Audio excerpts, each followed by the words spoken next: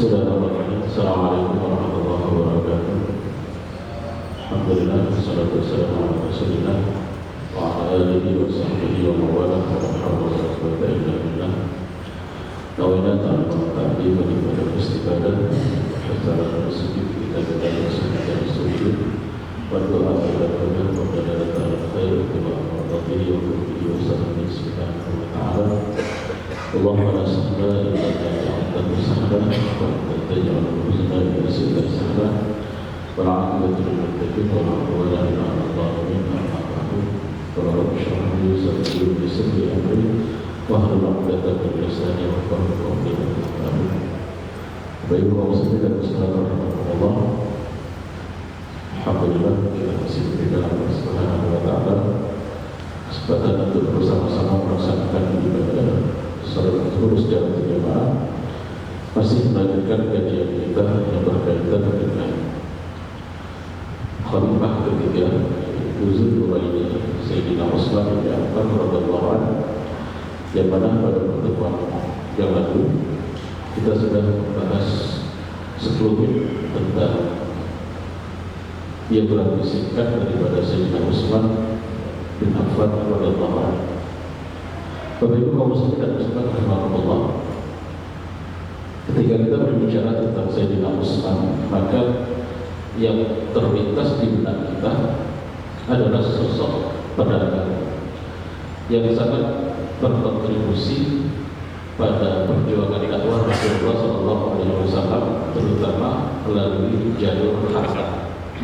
Dan memang sebegitulah adanya Sayyidina Utsman bin Affan. Beliau tidak sesering Abu Bakar dalam menemani Rasulullah dalam setiap momen.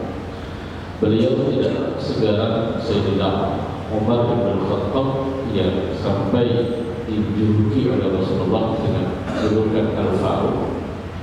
Tapi Sayyidina Utsman bin Affan ini, beliau adalah sisi lain daripada satu koin, yang mana kontribusi beliau paling banyak bukan dari sisi kekuatan ataupun dari sisi fisik, tapi ternyata yang paling banyak kontribusi beliau berasal dari sisi materi. Sampai seorang Umar bin Khattab ini memberikan pengibaratan terhadap Utsman bin Affan ini dengan kalimat, harta Utsman digunakan Allah untuk menegakkan agama ini. Hal ini dikarenakan pada saat Utsman bin Affan mengeluarkan hartanya diinfakkan di jalan Allah, itu seakan-akan beliau itu sama sekali tidak ada rasa takut kehilangan atau kehabisan harta. Ada beberapa momen di mana Utsman bin Affan ini menggunakan hartanya untuk kepentingan Islam, dan itu bukan dimulai dari hijrah, tapi bahkan dimulai dari awal beliau masuk Islam. Kita tahu bahwasanya Utsman bin Affan ini masuk Islam di pekan yang sama dengan masuk Islamnya Sayyidina Abu Bakar As-Siddiq radhiyallahu anhu. Tepatnya satu hari setelah masuknya Abu Bakar ke dalam agama Islam, Abu Bakar mendatangi Utsman bin Affan yang kebetulan merupakan rekan akrabnya dalam masalah bisnis. Dan pada dasarnya juga Utsman bin Affan ini cukup mengidolakan Rasulullah pada masa itu. Dikatakan Rasulullah ini dikenal sebagai seorang al-amin, apalagi Utsman ini masih ada keluarga dengan Rasulullah SAW dari sebelah ibunya yang merupakan bibi daripada Rasulullah.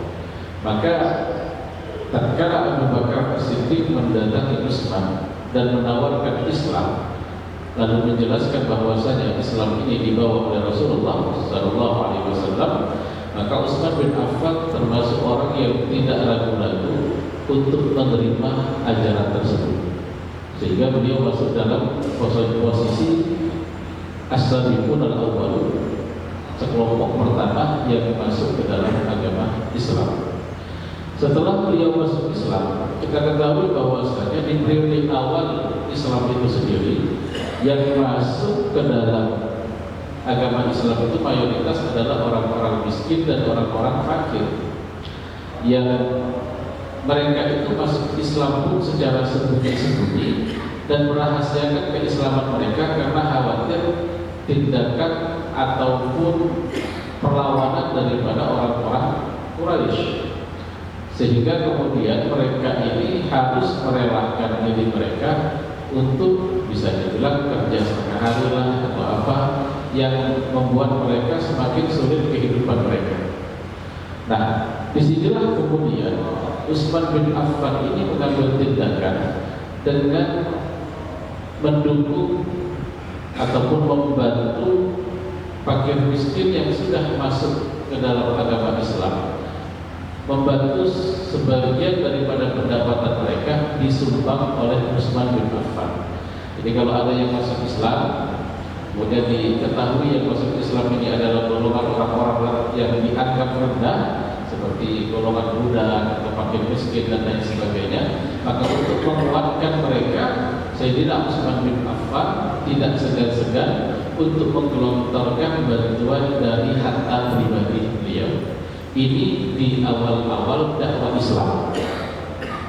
Begitu juga kalau di masa pembahasan Abu Bakar, kita sempat menyampaikan bahwasanya Abu Bakar itu banyak sekali memerdekakan budak yang sudah masuk Islam dan disiksa oleh tuannya.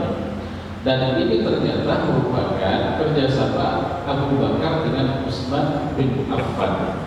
Bisa dibilang Abu Bakar dan Utsman itu adalah dua orang sahabat yang berupaya untuk menebus setiap mereka yang masuk Islam, dan mereka ini termasuk golongan yang lemah seperti budak tersebut. Mereka berupaya untuk membayar tebusannya, dan jangan dikira tebusannya itu murah. Tebusannya itu bisa sangat mahal, apalagi penggunaannya adalah penggunaan uang dinar. Anggap saja satu budak jika dihargai dengan harga 1 dinar, maka 1 dinar sekarang sekitar 4,25 gram emas. Maka kalau 1 dinar berarti lebih daripada 5 juta yang harus dikeluarkan oleh Utsman bin Affan. Sementara harga-harga budak pada masa itu bisa mencapai harga 100, 200, bahkan sampai 1000 dinar. Ini dikeluarkan oleh Utsman bin Affan tanpa ada rasa ragu, tanpa ada ketakutan kehabisan harta untuk membela kaum muslimin yang tertindas. Kemudian beliau juga termasuk orang yang hijrah 2 kali. Karena pertama kali ketika Rasulullah menyampaikan bahwasanya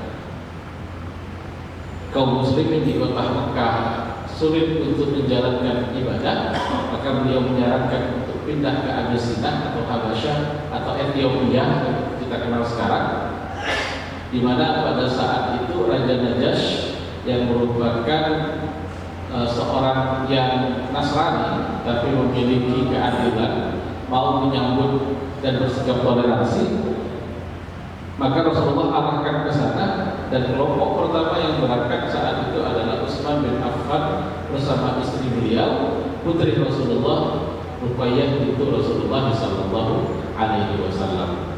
Maka perjalanan ini menurut estimasi menghabiskan sekitar 100 dinar. Ini biaya untuk membawa keluarganya, anak daripada Rasulullah sallallahu alaihi wasallam. Kemudian di antara kontribusi Utsman bin Affan, sumbangan Utsman bin Affan yang sampai saat ini masih terus digunakan adalah beliau membeli lahan yang berada di sekitar Masjid Nabawi dari seorang sahabat Ansor, dan lahan itu saat itu beliau tebus dengan harga 25.000 dinar. Masjid Nabawi yang kita lihat sekarang sangat luas dan bisa menampung banyak manusia, banyak jamaah. Pada awalnya Masjid Nabawi yang dimaksudkan Masjid Nabawi itu mungkin tidak lebih besar dari masjid kita saat ini, Masjid Nurul Islam. Itu awalnya. Kemudian lahan-lahan di sekitarnya diprediksi akan semakin banyak orang-orang yang sholat di Masjid Nabawi dengan berkembangnya Islam. Maka Utsman bin Affan lalu berinisiatif membeli semua lahan yang berada di sekitar Masjid Nabawi dan diwakafkan untuk kepentingan masjid.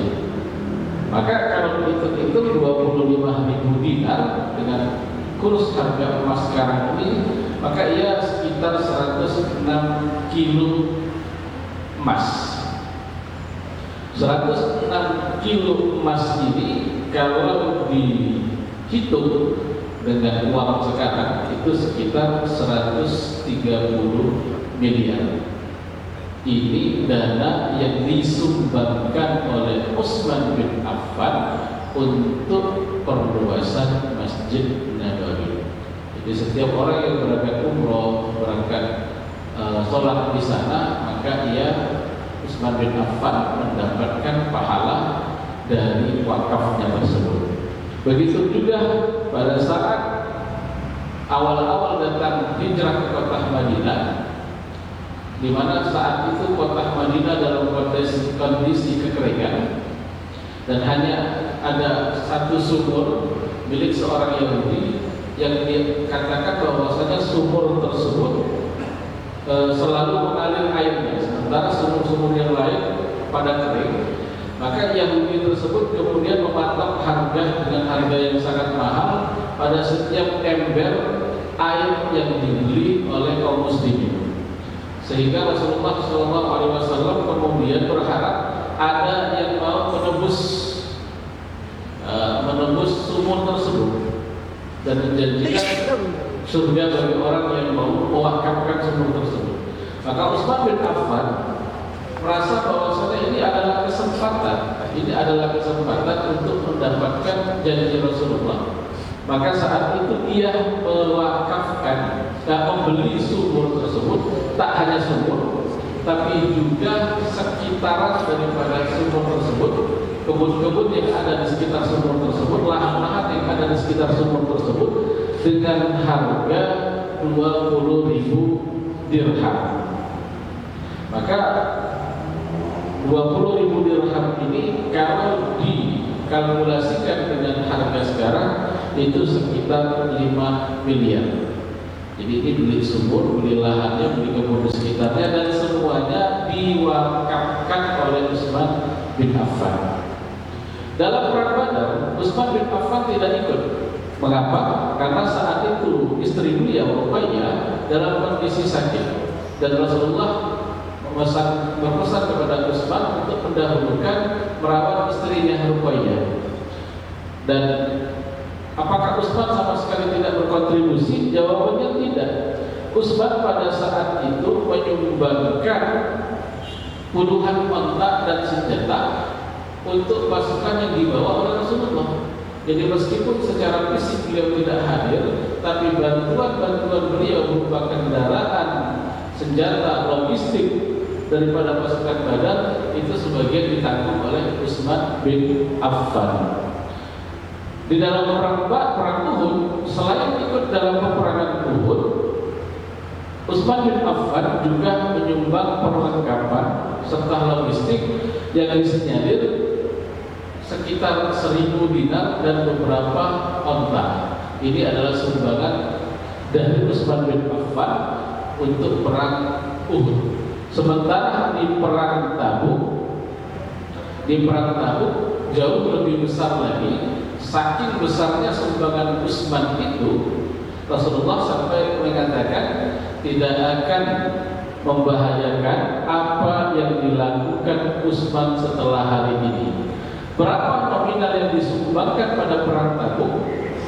Para ahli sejarah mencatat bahwasanya Utsman bin Affan itu menyumbangkan sekitar 940 ekor onta, ditambah 60 kuda, ditambah uang tunai. Dan dikalkulasikan dengan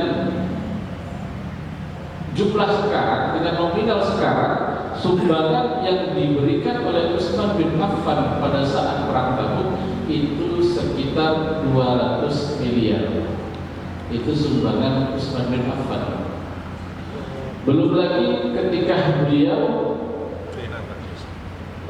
memberikan kontribusinya dalam pembangunan pasar, yaitu membuka jalur perdagangan halal dan memberikan pinjaman tanpa riba di masa awal-awal hijrah Rasulullah SAW ke kota Madinah.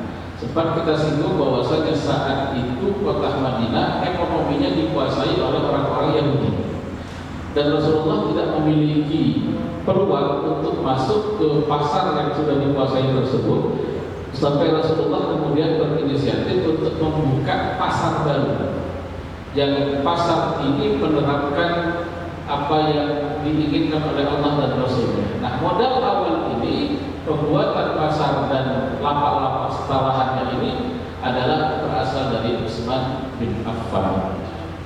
Ada banyak kontribusi daripada Utsman bin Affan yang menurut para sejarawan, ketika kita kalkulasikan berapa sih sebenarnya nominal yang telah disumbangkan oleh Utsman bin Affan selama Rasulullah SAW masih hidup, mereka mengatakan perkiraan estimasinya sekitar 385 miliar rupiah sudah disumbangkan oleh Utsman bin Affan untuk kepentingan dakwah Islam. Maka wajar kalau kemudian Rasulullah SAW memuji Utsman bin Affan, bahkan memberikan jaminan bahwasanya Utsman bin Affan termasuk sahabat yang dijanjikan surga. Lalu bagaimana kontribusi Utsman bin Affan di awal pemerintahannya? Insyaallah akan kita bahas pada pertemuan yang akan datang, bertepatan dengan hari Sabri. Kita akan tunjukkan bagaimana Utsman bin Affan berkontribusi dan apa saja kontribusinya untuk pemerintahannya. Misalnya, Assalamualaikum warahmatullahi wabarakatuh.